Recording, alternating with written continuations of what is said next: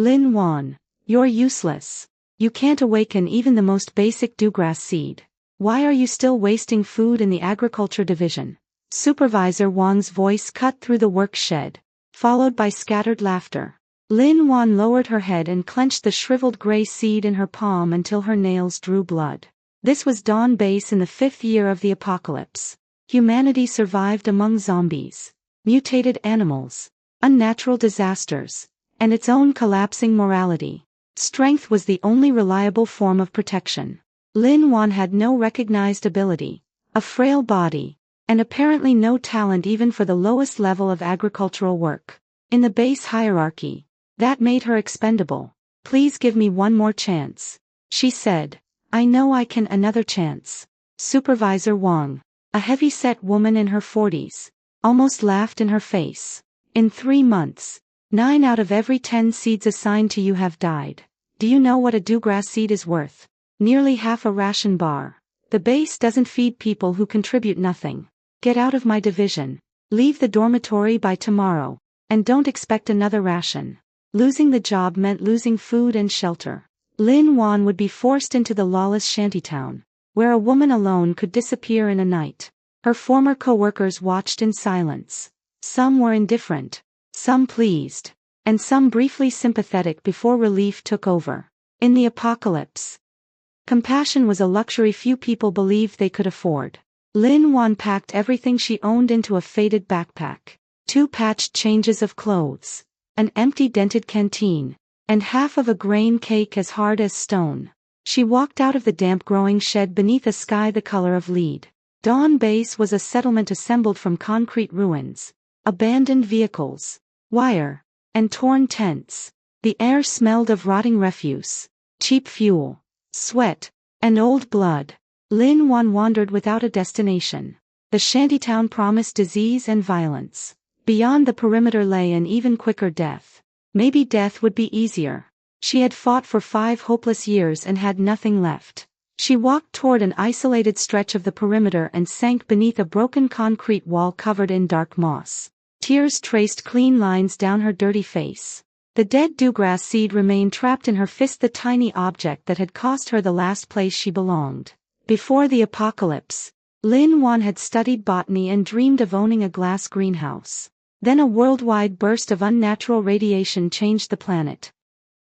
The dead rose, plants and animals mutated, and civilization disintegrated. Her knowledge had secured her a menial position at Dawn Base. But even that fragile refuge was gone.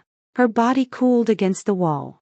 Hunger and exhaustion dragged her toward unconsciousness. Then the seed pulsed. The movement was not physical. A faint current, warm and unmistakable, passed from the dry husk into her palm.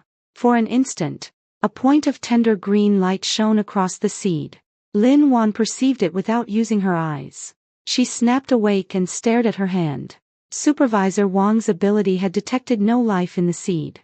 Lin Wan herself had felt nothing whenever she tried to force it to grow. She closed her eyes and searched for the sensation. Nothing answered. Then she remembered when the pulse had appeared. At the moment she had stopped struggling. When her own life had reached its lowest ebb. Other plant-related abilities worked by pouring energy outward and accelerating growth. What if hers worked in reverse?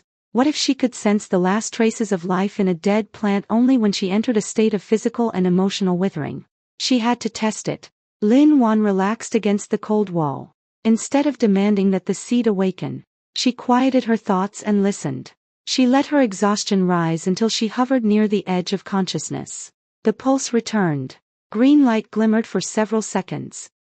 And a cool current carrying the scent of grass flowed into her palm. Her numbed limbs warmed. In her mind, she glimpsed a green field, a bead of dew sliding from a leaf, and sunlight piercing morning mist. The images felt like fragments of the seed's biological memory. Its energy did not make her strong, but it pushed back the cold and despair that had nearly killed her. The seed itself looked marginally less gray. Lin Wan understood at least part of the truth. Her ability did not force life into plants. By approaching a state of withering, she could detect and draw on the residual vitality and information inside seeds that others considered dead. The exchange might even revive them slightly. The ability was valuable enough to get her imprisoned, exploited, or dissected. She could tell no one. She also had to leave Dawn Base, where too many people knew her and Supervisor Wong had already marked her as a failure. She needed food, water, a weapon, a map, and more dead seeds. Dawn Base's trade district was dangerous, but it was the only place where almost anything could be exchanged, including refuse the agriculture division had discarded. Lin Wan hid the dewgrass seed inside her clothing and walked toward the market. The trade district was less a market than a sprawling junkyard of patched tents, tarps, wrecked vehicles, and fallen walls. Smoke, sweat, rotting food, rust, and blood fouled the air. Scavengers, mercenaries, brokers, hungry civilians, and the enforcers of powerful residents moved through the narrow lanes. Stalls offered corroded blades, mismatched ammunition, gun parts, animal hides, murky water, nutrient paste, and people in chains. Lin Wan ignored the crowded food and weapons stalls and searched the quiet edges where people sold scrap. Several traders laughed when she asked for seeds. In a starving world, few people wasted space on anything that could not be eaten immediately. At last, she noticed a chipped clay bowl lying beside a stall built from rotten boards and oilcloth. Dried roots, strange leaves, stained stones, and unidentified bundles covered the counter. Its owner sat beneath a filthy cloak, motionless in the shadows. The bowl contained 20 or 30 dry gray grains of different shapes. Seeds. Lin Wan crouched as if inspecting the roots and casually touched the bowl. The seeds felt cold and inert. But she could not safely enter her withering state in the crowded market. How much? A rasping voice came from beneath the cloak. Trash for food. 1 bite for the bowl. Lin Wan owned only half a grain cake. She broke off roughly a third and offered it. The vendor snatched the food and began chewing without even looking at it. Lin Wan placed the entire bowl in her backpack and left before anyone reconsidered the price. She needed privacy. The dormitory was no longer hers. The perimeter was exposed, and the market was full of watching eyes. She chose the outer edge of the shantytown, where management was almost non-existent and the shelters formed a maze. Near a collapsed wall, she found a half-ruined brick shed filled with stones and rubbish. One corner was dry enough for a person to curl up. She concealed the entrance with boards and rubble, then sat with the bowl in her lap. Most of the seeds looked completely dead. She held one that resembled a bean, relaxed her body, and listened. Nothing happened. A second and third seed gave no response. The fifth seed was no larger than a grain of rice. It was dark brown, deeply wrinkled, and appeared deader than all the rest. A warm tingle entered her palm. Faint golden light shone between the wrinkles, followed by a cool, sharp current. Her mind filled with an image of sun-blasted desert. A low plant with thick, spined leaves pushed a metallic green tip through a crack in the stone. The seed had belonged to something extraordinarily resistant to drought. Its energy sharpened Lin Wan's senses, allowing her to hear distant wind and a muffled cough from another shelter. Different seeds carried different kinds of vitality and different biological information. For several hours, Lin Wan tested the bowl one seed at a time. About 2/3 remained inert. 8 or 9 responded. Some offered gentle nourishment like the dewgrass. The desert seed improved alertness and perception. A dark red barbed seed sent heat through an old scar as if stimulating repair, though it also accelerated her heart and left her sweating. A flat pale blue seed calmed her anxiety and cleared her thoughts. Each one brought broken impressions of the plant's shape, habitat, and survival traits. The energy restored enough strength for Lin Wan to walk normally, but it did not erase hunger or replace real nutrition. She also learned that the closer she came to exhaustion, the clearer the connection became. She could not lose consciousness completely. She needed to remain balanced at the brink of collapse and guide the exchange. The seeds that responded seemed slightly changed afterward, as though their link with her had restored a trace of moisture and life. She wrapped them in clean cloth and discarded the ones that had remained truly dead. She ate the last portion of grain cake she could spare and planned her escape. Dawn Base imposed a curfew, but the shantytown's perimeter was poorly guarded. Just before dawn, when the guards were most tired, she would crawl through a gap near the old factory ruins. At first light, Lin Wan slipped from the shed and crossed the shantytown. At the base of a broken concrete post, cut wires formed an opening barely wide enough for a child or a thin adult. Rusted metal scraped her arms and back as she squeezed through, but she made no sound. When her feet reached the barren ground outside, relief mixed with fear. She looked back once at Dawn Base, where she had spent 5 years surviving without ever truly living.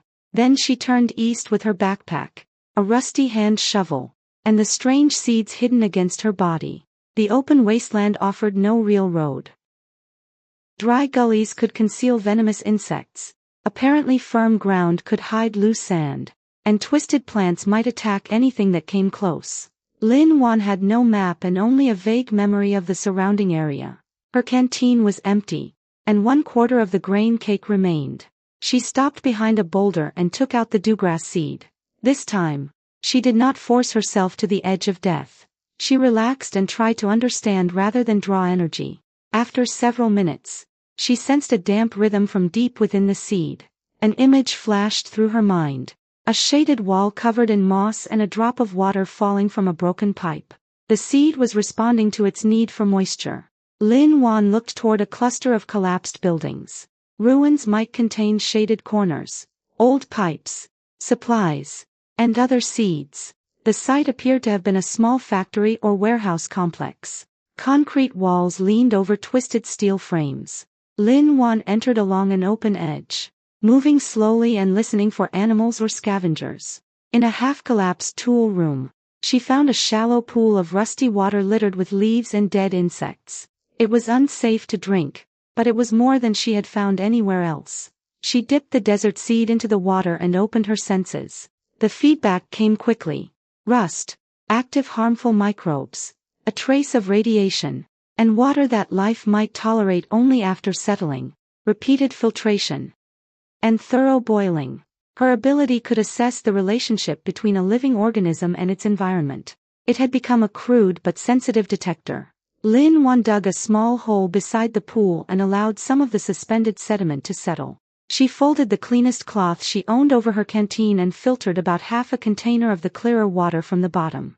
She would drink it only if she found no safer source. Most plants in the ruins were gray, stunted weeds. Living plants seemed harder for her to read because their vitality remained contained within them. Then she noticed a section of wall covered in unusually vigorous vines. Their leaves were nearly black, threaded with dark red veins. The growth was impossible in such dry ground. Lin Wan used the desert seed to examine it from a distance. Cold, sticky hunger struck her mind. The vine's life force carried a sweet, bloody scent and the sensation of numbness. It was a predatory mutated plant, probably a variant of a blood-drinking or paralytic vine. Its lush growth had likely come from animals and travelers. Lin Wan backed away. Then she saw several pale objects near its roots and a glint of metal in a crack in the wall. The pale objects might be seeds, and the metal might be a tool or weapon. She considered leaving. Instead, she decided to find out whether her ability could influence a living plant. Holding the desert seed, she extended a thread of perception toward a young shoot on the edge of the colony. The instant she touched it, the vine reacted like a startled snake. Its leaves tightened, their veins brightened, and a wave of numbing hostility slammed through the connection. Pain stabbed Lin Wan's temple. She broke contact and staggered back. The vine was powerful, but during that brief contact she had detected patterns in the flow of its life force. Disturbing one of those small junctions had made the shoot hesitate. Lin Wan focused the desert seed's cool, piercing energy into a narrow pulse. Rather than attack the main plant, she directed the pulse at the patch of earth surrounding the largest pale seed. The nearby tendrils stiffened as though their internal signals had briefly failed. Lin Wan sprinted from cover. She threw her hand shovel at the nearest vine to distract it, reached the roots, and seized a pigeon egg-sized gray seed marked with spiral ridges. She also grabbed several smaller seeds and the wooden handle of a half-buried mattock. Beside them lay a corroded fragment of human finger bone. Thick vines lashed the ground where she had stood. Lin Wan rolled aside and ran, clutching the seeds and tool. Tendrils pursued her across the ruins, filling the air with a sweet, numbing odor. She sent one more focused pulse through the large seed. The nearest vines recoiled and twisted. Wisps of acrid smoke rose from their leaves, and their pursuit slowed long enough for her to scramble over a barrier of collapsed concrete. Lin Wan ran nearly half a kilometer before stopping behind a weathered boulder. The gray seed was cool and surprisingly heavy. The short-handled mattock was badly rusted, but its head remained intact and could serve as both a tool and a weapon. The gamble had shown that her ability could disrupt living plants if she used the right seed as an intermediary. It had also left her weak and unsteady. She moved east before the vines or some other creature could find her. Near sunset, she reached a high, rocky area full of narrow crevices. As she searched for shelter, she heard metal scraping stone and the faint rhythm of labored breathing. A man knelt in a sheltered hollow about 50 meters away. He was tall but emaciated, his torn clothes stiff with dried blood and dirt. One arm hung uselessly while the other repeatedly struck a stone against the ground.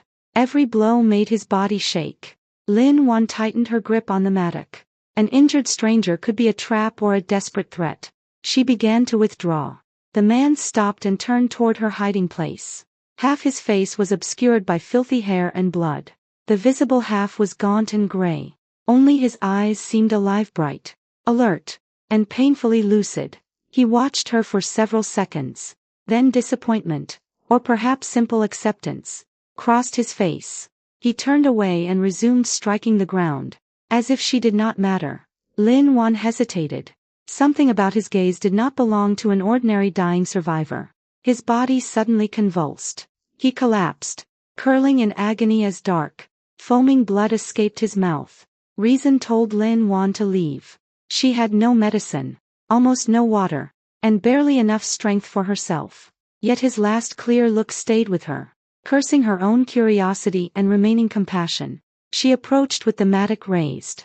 Night had swallowed the hills by the time she stopped 3 meters from him. His blood carried a metallic sweetness and another odor like active decay. A murky pressure surrounded him, faint but profoundly wrong. This was more than an external injury. "Can you hear me?" she asked. He did not answer. Then his body locked rigid. His good hand clawed into a crack in the rock, breaking his nails. His eyes opened and fixed on her with pain, violence, confusion, and one final spark of defiance. He dragged his bloodied fingers across the stone, leaving a deep, crooked mark mixed with dark green fluid. Then his hand fell and his eyes closed. The unstable pressure around him seemed to intensify. The mark was not a word or symbol Lin Wan recognized. It resembled a rough circle with jagged branches, carved by someone trying to anchor himself to reality. She took out 2 seeds. In her left hand she held the gently nourishing dewgrass seed. In her right she held the large seed stolen from the toxic vine. Remaining 1 meter away, she extended her perception toward the unconscious man. 2 overwhelming streams of information struck her. Through the dewgrass, she sensed chaotic corruption, decay, uncontrolled mutation, and a force that seemed to hate living things. The seed trembled as though it might itself be contaminated. The toxic vine's seed reacted differently. It recognized cold, predatory venom within the man's body and quivered with something like excitement. That venom was dangerous but comparatively ordered. It was fighting a second, less natural form of corruption inside him. Their conflict was tearing his body apart. The man carried a complex plant-based toxin as well as something far darker. His continued survival suggested extraordinary resistance and willpower. Lin Wan made a reckless decision. She could not cure him, but perhaps the toxic vine seed could help her communicate with the plant-derived poison and reduce its conflict with the deeper corruption. She focused on the gray seed and approached the plant toxin alone, avoiding the more chaotic force. The poison struck back with waves of numbness and dizziness. She bit her tongue to remain conscious and adjusted the seed's rhythm, trying to resemble rather than oppose the toxin. Again and again, the connection failed. Pain split her head, her hands shook, and blood rose in her throat. At last, her awareness touched a relatively calm edge of the poison without being thrown back. She allowed a thread of information from the vine seed to pass across that point. The simple logic of predation, venom, and plant survival. She was not neutralizing the poison. She was giving it a pattern it recognized. coaxing one small part of it into order so that it would stop feeding the larger internal conflict. The effect was tiny but real. The man's convulsions weakened. Less blood escaped his mouth, and the violent pressure around him became marginally more stable. When Lin Wan could no longer maintain the link, she severed it and collapsed against the rock. The toxic vine seed was hot in her palm. Its spiral pattern had sharpened, but its luster had vanished. She had proved that her ability might be useful in treating plant-based toxins, though the cost was severe. She had also formed a deeper and more dangerous connection with the vine seed. The rhythm of its cold, numbing poison now felt branded into her memory. After resting, Lin Wan examined the stranger. He remained unconscious and deathly pale, but his breathing had steadied. His body bore cuts, bites, burns, and old scars. A shattered electronic identification device encircled his left wrist. In his other hand he gripped a polished fragment of dark red wood or bone. "I've already gone this far," Lin Wan muttered. "I might as well finish the job. Whether you live after that is up to you." She found a deeper crevice beneath a nearby boulder. It took several attempts to lift his arm over her shoulder. She half carried and half dragged him into the shelter, cleared loose stones, and partially concealed the entrance. Exhaustion finally overcame her. She sat near the entrance with the mattock across her knees, intending to keep watch. But sometime before dawn she fell asleep. The scrape of stone on earth woke her. Gray daylight filtered through the opening. The man was awake and sitting against the opposite wall. With his usable right hand, he dragged a sharp stone through the dirt, adding uneven scratches to the ground. Lin Wan raised the mattock. He noticed the movement. The atmosphere sharpened for an instant, but he did not attack. His dark eyes assessed her, the weapon, and every corner of the shelter with the calm of an experienced predator. Then he looked down and carved 3 short parallel lines beside the other marks. The effort exhausted him. The stone fell from his fingers, and he closed his eyes as sweat covered his forehead. "What are you trying to say?" Lin Wan asked. "I don't understand those marks." His lips moved. "Water." She lifted the canteen. "It's filtered runoff. But it's still dirty. It may contain radiation or bacteria." He gave the smallest nod. Lin Wan set the canteen within reach but kept her distance. His hand shook as he lifted it, yet he drank only 5 or 6 careful mouthfuls and did not spill a drop. "Thank you," he said as he returned it. "How do you feel?" "The poison inside you is complicated." He watched her. "You did that." He had felt her intervention even while unconscious. Lin Wan chose a partial truth. "I can sense certain plant toxins. I tried something. It seemed to help." He did not demand an explanation. "It helped. It slowed the conflict and kept the other corruption from consuming me. Do you need food or medicine?" "I have almost nothing. Some bad water, a piece of grain cake, and a few unusual seeds." His eyes lingered briefly on her when she mentioned the seeds. "No. I need to concentrate on keeping the balance. You keep watch." It was not quite trust, but it was a workable truce. As morning brightened, Lin Wan felt the forces inside him moving in a slow, disciplined struggle. His life was a small flame under wind, poison, and corruption, yet it refused to go out. The seeds hidden against her body also seemed to be drawing faint traces of vitality from the air and recovering from their use. Hunger eventually forced her to move. "I'm going to look for food and water. Can you manage alone?" Without opening his eyes, the man nodded. "Be careful east of here. Toxic vines. I found them yesterday." "Is that where your poison came from?" "Part of it. The rest came from something else." Lin Wan poured half the remaining water into a container within his reach and left him half of her last piece of grain cake. "If you don't return," he said, "I'll use them."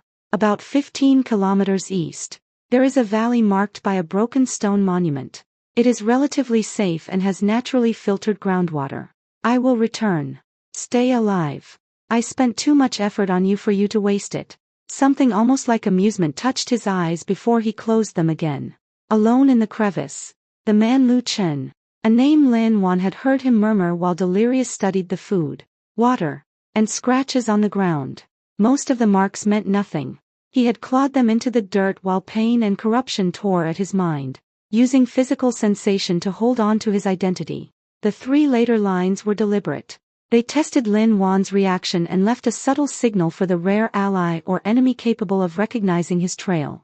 He had passed through in an abnormal state but had not yet died or completely lost control. Lin Wan did not resemble anyone from the factions he knew. Her movements lacked formal combat training, but she was observant, stubborn, and careful. She remained compassionate without being reckless enough to surrender all caution. Most important, the faint plant-like energy around her had affected his internal contamination in a way he had never encountered. She had not cured him. She had laid a fragile regulating network over the outer layer of plant toxin.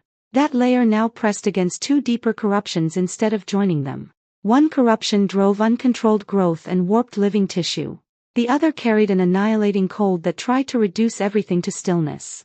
The temporary balance had given Lu Chen enough room to rebuild his defenses. He used the altered plant toxin as a buffer, cautiously separating the 2 deeper forces and turning each against the others. It was delicate work, but passive resistance would only end in death. Meanwhile, Lin Wan searched the safer ground near the rocks. She alternated between the dewgrass seed, which responded to moisture and gentle life, and the exhausted vine seed, which detected poison and dangerous plants. She found several low succulents with thick leaves. The dewgrass seed indicated that they were mostly safe, edible, and rich in moisture. In a shaded crack, she collected clean dew with a washed strip of cloth and wrung it into her canteen. She also gathered a few black, thorny seeds from a dead plant after sensing traces of resilience and a mild stinging quality within them. She explored part of the route toward the hidden valley but turned back well before dark. 15 kilometers was too far for her current condition. The landmark was difficult to identify, and Lu Chen had warned that mutated animals occupied the area. She also refused to abandon him until he was either stable or told her clearly that he no longer needed help. On her return, Lin Wan watched the shelter from concealment for 15 minutes. The camouflage was undisturbed, and there were no fresh tracks. "It's Lin Wan," she called softly from several steps away. "I'm back." After a pause, Lu Chen answered, "Come in." He remained seated where she had left him, but the oppressive force around him had withdrawn deeper into his body. His face was still pale, yet some of the pain had eased from his expression. Lin Wan placed the succulents and canteen between them. "The water is limited, and the plants probably taste awful, but they should be safe. How are you?" "Better. The balance is stable for now. Your method is unusual." She gave a noncommittal response, unwilling to explain her ability. Lu Chen did not press her. "What did you find outside?" he asked. "I stayed away from the eastern vines. The route you described is complicated. I didn't see the monument or the valley, but there seemed to be more moisture in that direction. The valley is hidden. You can see the broken monument only from a particular angle. The water runs underground through natural filters. The route is difficult, and mutated animals control the area. In our present condition, going there would be suicide. They needed a safer, more stable refuge," Lu Chen explained, "and the valley was the best one he knew. First he required several days to suppress the contamination and recover enough mobility to fight. He needed food, clean water, and, when necessary, Lin Wan's help maintaining the internal balance. Her ability could locate edible plants, detect dangerous ones, and perhaps turn unusual plant resources to their advantage. In return, he offered knowledge of the terrain, survival and combat experience, and whatever fighting strength he could recover. They would share supplies according to need until they reached the valley and dealt with its dangers. After that, either could choose to leave. Lin Wan weighed the risks. Lu Chen was dangerous and might lose control, but traveling alone offered little chance of securing a reliable water source or defensible shelter. Their immediate goals aligned, and his proposal was fair. "I agree," she said, "on 3 conditions. We tell each other anything that could put the other person's life at immediate risk. We make dangerous decisions and divide resources together. And if your condition becomes uncontrollable or you threaten my life, the partnership ends. I will leave or stop you if I have to." "Agreed. We may keep personal histories and the source of our abilities private, And if you betray our shared survival, I will respond in kind. Deal. Lin Wan offered her hand. After a brief pause, Lu Chen clasped it. His hand was cold and calloused. His grip weakened but steady. They divided the succulents and drank sparingly. The plants tasted of dirt and sour sap, but they eased both hunger and thirst. Tomorrow, Lu Chen said, look for a plant with concentrated, potent toxicity, something related to the vine, but simpler or more stable. A controlled poison may help me impose order on the chaotic mixture. You want to fight poison with poison. It is a poor option, but it is the only one we have. The request would place Lin Wan's new ability at the center of an even more dangerous experiment. It also offered a chance to understand what she could become. I'll try, she said, but my control is unstable. Different plants react differently, and using the ability drains me. You must be ready for failure or backlash. If we do nothing, I die slowly. The risk is justified. Night settled over the wasteland again. Lin Wan remained near the entrance, but she was no longer as rigid with fear as she had been the night before. The stranger beside her was still a potential threat, yet he was also the first person in years who understood part of what she could do and had proposed cooperation rather than exploitation. She listened to Lu Chen's slow breathing and touched the seeds hidden beneath her clothes, each carrying its own faint rhythm of survival. On her second night in the wilderness, Lin Wan had formed a fragile and dangerous partnership with a man fighting 3 kinds of corruption. The valley ahead remained hidden, its water guarded by mutated animals, and neither of them knew whether controlled poison would save Lu Chen or destroy them both. For now, however, neither survivor had to face the ruined world alone.